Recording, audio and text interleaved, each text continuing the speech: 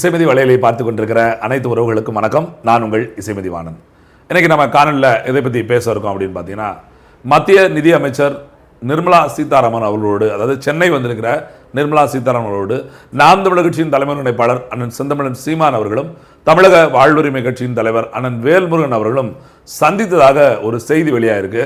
அந்த செய்தியில் எவ்வளவு தூரம் உண்மை இருக்குது, உண்மையிலே அண்ணன் சீமான் அவர்களும் அண்ணன் வேல்முருகனும் நிதியமைச்சர் நிர்மலா சீதாராமனை சந்தித்தார்களா, அப்படி சந்தித்தாங்கன்னா என்ன பேசியிருந்தாங்க, சந்திக்கலனா ஏன் இப்படி ஒரு செய்தி வருது அப்படிங்கிறத பற்றி இந்த காணொலியில் விரிவாக பேசலாம். வாங்க காணொலிக்குள்ள போகலாம். அரசியல் நம்ம தலையிடணும், இல்ல அரசியல் நம்ம வாழ்க்கையில தலையிடும். தமிழக அரசியல் 2026 சட்டமன்ற தேர்தலை நோக்கி நகர தொடங்கிருச்சு அப்படின்னே சொல்லலாம். அதனால தான் தமிழகத்தோட அரசியல் களம் சூடு பிடிக்க தொடங்கிருச்சு. அதிமுக பாரதிய ஜனதா கட்சியோட கூட்டணி பலமா அமைவதற்கான ஏற்பாடுகள் மிக வேகமாக முழுவீச்சில் நடைபெற்று கொண்டே இருக்குன்னே சொல்லலாம்.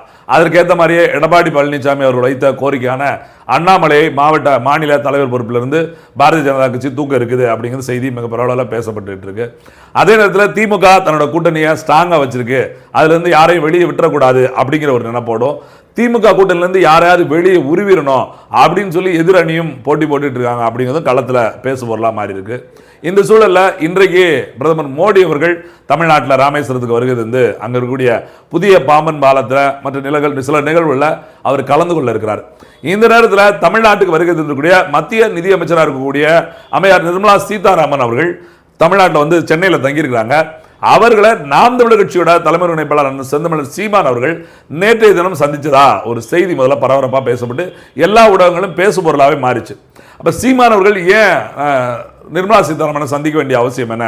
ஏற்கனவே நாம் தமிழர் கட்சி என்பது பிஜேபியோட பி டீம் அப்படின்னு ஒரு திட்டமிட்ட ஒரு பரப்புரையை திமுக தொடர்ச்சியா எல்லா தேர்தல் காலத்திலும் செய்து கொண்டே இருக்குது.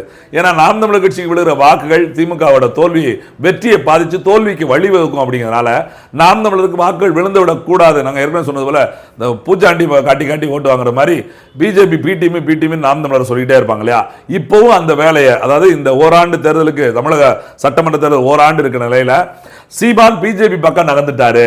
ஈவே ராமசாமி அவர்களை பற்றி சீமான் பேசுவதனாலே, ஈவே ராமசாமி அவர்கள் செய்த தவறுகளை சீமான் சுட்டிக்காட்டுவதனாலே, ஈவே ராமசாமியின் வாரிசுகளா தன் தலைவர் பிரபாகரனின் வாரிசுகளா என்று இந்த அரசியல் களத்தை நேருக்கு நேராக நிறுத்துவதனாலேயே சீமான் அவர்கள் வந்து பிஜேபியோட RSS கைக்கூலியா போயிட்டாரு அப்படின்னு இப்ப பாத்தீங்கன்னா ஒரு 2 மாத காலமா அதை பற்றிய செய்திகள் சமீபமா தொடர்ச்சியா சொல்லிக்கிட்டே இருக்காங்க.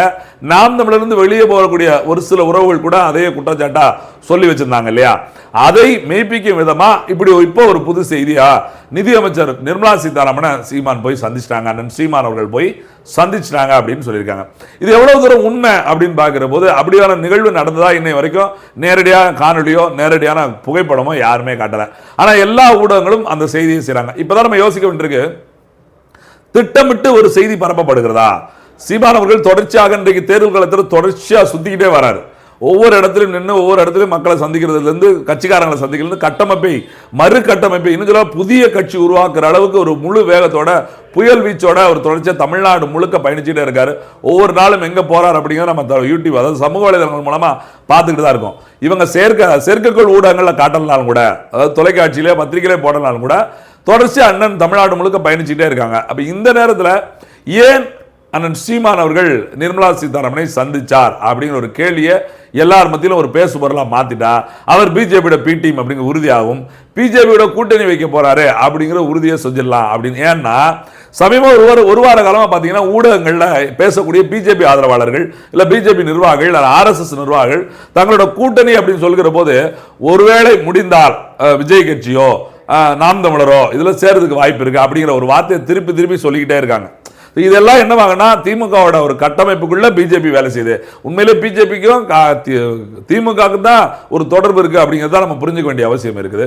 இது சம்பந்தமா சீமான் அவர்கள்ட்ட பத்திரிகையாளர்கள் கேட்கிறாங்க, தொலைக்காட்சியில் கேட்கிறாங்க, நீங்க நிர்மலா சீதாராமனை சந்திச்சீங்களா அப்படின்னு சொன்னேன். அப்படி சொன்ன உடனே அவர் நெத்தி போட்டில் அடிச்ச மாதிரி ஒரே வார்த்தை தான், சந்திச்சேன்னு சொல்லுவேன். எனக்கு என்ன பயம் இருக்கு? எப்படி சந்திச்சேன்னு எதுக்கா பயப்பட வேண்டியிருக்கு? பார்த்தேன்னு சொல்ல போறேன், பார்க்காத உடனே இதுக்கு போட வேண்டிய அவசியம் என்ன இருக்குது அப்படின்னு சொல்லி கேட்குறாங்க. உடனே பத்திரிகையாளர் மறுபடியும் கேட்குறாங்க, இல்லை ஐயா ரஜினிகாந்த் அவர்களை சந்திச்சுட்டு வந்த பிறகு அப்படின்னு சொன்னோடனே அவர் உடனே அந்த கேள்வியை மறுத்து சொல்றாரு. ரஜினிகாந்த் அவரோட அன்பின் மிகுதியாக சந்திச்சா, அவரோட பிறந்தநாள் வாழ்த்து சொல்லுக்காக சந்திச்சேன், அவருக்கு சொல்ல வந்தாரு, சந்திச்சேன். அவர் என்ன பிஜேபியா? அதுக்கு இதுக்கு என்ன சம்மந்தம் இருக்கு? இந்த முழங்காலுக்கும் உச்சந்தலைக்கும் முழங்காலுக்கும் முடிச்சு போடான்னு சொல்லுவாங்கல்ல, அந்த மாதிரி இது தேவையில்லாத பேச்சு தானே அப்படிங்கிற வாதத்தை எடுத்து வச்சிருக்காரு. அது எல்லாமே ஒரு மிக முக்கியமான ஒன்றை சுட்டி காட்டுறார். ஏன்னா நேற்று தினம் பார்த்தீங்கன்னா சமூக வலைதளங்களாகட்டும் ஊடகங்களாகட்டும் எல்லாம் ஒரு செய்தியை பரப்புனாங்க. தமிழ்நாட்டில் வேதாரண்யம் சட்டமன்ற தொகுதியில் நாம் தமிழர் கட்சி சார்பாக நாம் தமிழர் கட்சியின் இளைஞர் பாசரோட ஒருங்கிணைப்பாளராகவும் நாம் தமிழ் கட்சியில ஒரு முக்கியமான தளபதியா இருக்கக்கூடிய தம்பி இடுமாவனம் கார்த்திக் அவர்கள் போட்டியிடுகிறார் அப்படிங்கிற செய்தி பரபரப்பா பேசப்படுது. நாம் தமிழ் கட்சி தலைவர் சீமான் அவர்கள் ஒரு புதிய அறிவிப்பை வெளியிட்டாரு, வேட்பாளர் அறிவிச்சிட்டாரு. நாம் தமிழ் கட்சி களத்தில் இறங்கிருச்சு.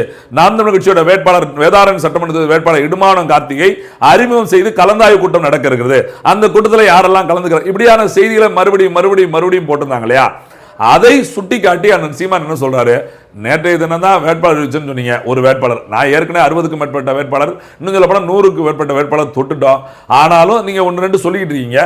இன்னைக்கு வந்து கூட்டணி வேட்பாளர் கூட்டணி வைக்கிறதா இருந்தா ஒருவேளை பிஜேபியோ யாரோட இவங்க சொல்றாங்கல்ல, நான் கூட்டணி வைக்கிறதா இருந்தா அப்புறம் எதுக்கு வேட்பாளர் அறிவிக்க? என்னைக்குமே தனிச்சுதான் என்னோட பயணம். யாரோட கால்களையும் யாரோட தோள்களையும் நம்பி கிடையாது. அவர்களுடைய பயணம் மரத்தில் அவரோட படகுல நான் என்னோட பயணத்தை செய்ய முடியாது. என் காலை நம்பி தான், என் தோளை நம்பி தான் நான் பயணம் செய்ய முடியும்.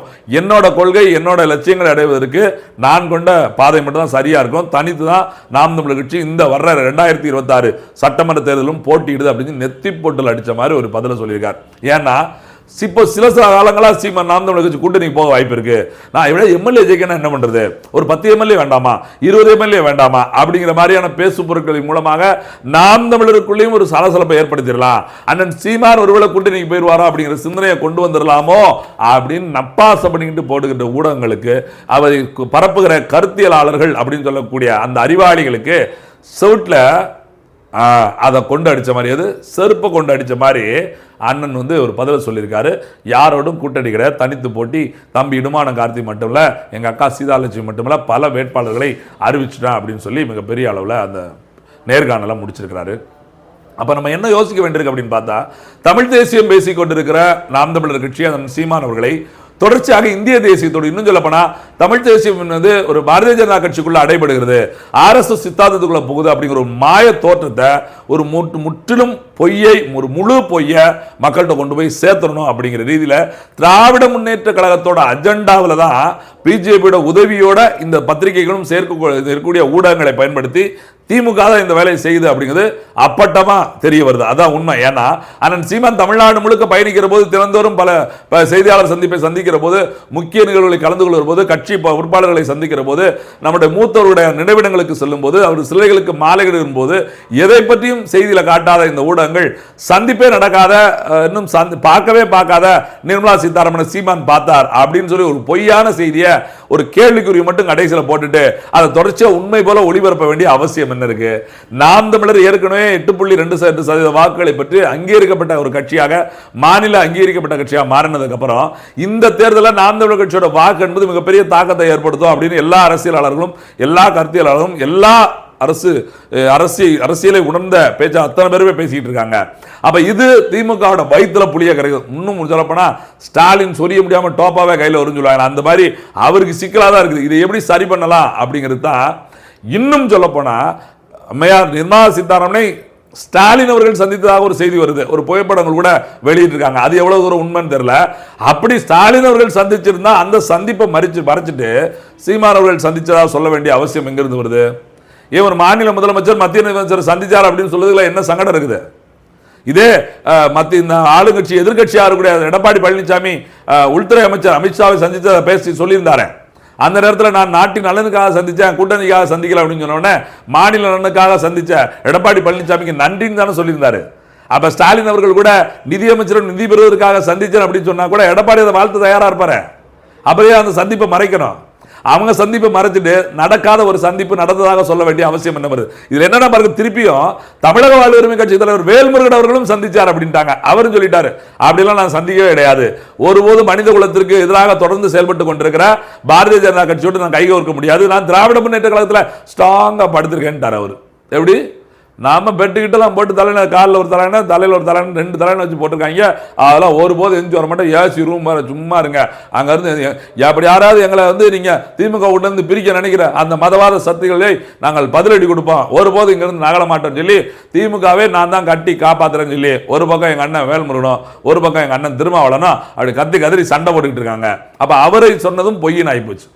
தொடர்ச்சியா தமிழ் தேசியவாதிகள் மீது அவர்கள் எல்லாம் பிஜேபி நாட்களாக ஆர்எஸ்எஸ் சித்தாந்தத்திற்கு அடிபட்டவர்களாக ஆர்எஸ்எஸ் சித்தாந்தத்தை உள்வாங்கி கொண்டு அதற்கு விலை போனவர்களாக காட்டிவிட்டா தமிழ் தேசியம் என்கிற ஒரு தேலை இல்லாமல் போயிடும். இல்லைன்னா பேருக்கு ஒரு தமிழ் தேசியம் 4 எம்எல்ஏ என்பவர்கள் இருக்க இடம் வேண்டும், படுக்க இடம் வேண்டும், குடிக்க தண்ணீர் வேண்டும், அருந்த உணவு வேண்டும் அப்படிங்கிற மனிதனோட அடிப்படை தேவைகளும் அதற்கு பிறகு இருக்கக்கூடிய கல்வி, மருத்துவம், சுகாதாரம் எல்லாமே சரிவர எல்லா மனிதர்களும் கிடைக்க வேண்டும் ஒரு உயர்ந்த தத்துவத்தை கொண்டிருக்கிற நாம் தமிழர் கட்சி போன்ற தமிழ் தேசிய கட்சிகளை தொடர்ச்சியா பிஜேபியின் பக்கமாக சாய்த்து போகிற நீர்த்து போகிற வேலையை செய்து கொண்டிருக்கிற இந்த திராவிட முன்னேற்ற கழகம் இன்றைக்கு பாரதிய ஜனதா கட்சியோடு கைதோர்த்து கொண்டு அந்த கள்ள உறவுன்னு சொல்றாங்களே அந்த உறவின் மூலமாகத்தான் நாம் தமிழர் தாவேக்காவின் மீது குற்றச்சாட்டை அள்ளி வீசி அதற்கு தொலைக்காட்சிகளை கையில் வைத்துக் கொண்டு நாளை பத்திரிகையிலையும் பாருங்க இந்த செய்தியா போடுவாங்க.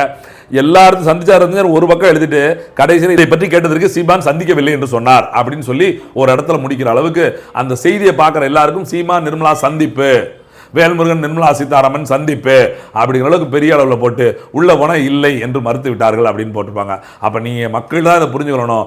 மறுபடியும் மக்களுக்காக களத்தில் இருக்கிற கட்சியை ஒரு மதத்திற்காக நிற்பது போல தோற்றுவிக்கிற இந்த கட்சிகள் உங்கள் தோழமை கட்சிகளா இல்லை இவர்கள் நம்ம முதுகில் குத்துற துரோகிகளா என்பதை 2026 சட்டமன்ற தேர்தலாக முடிவு செய்யும்.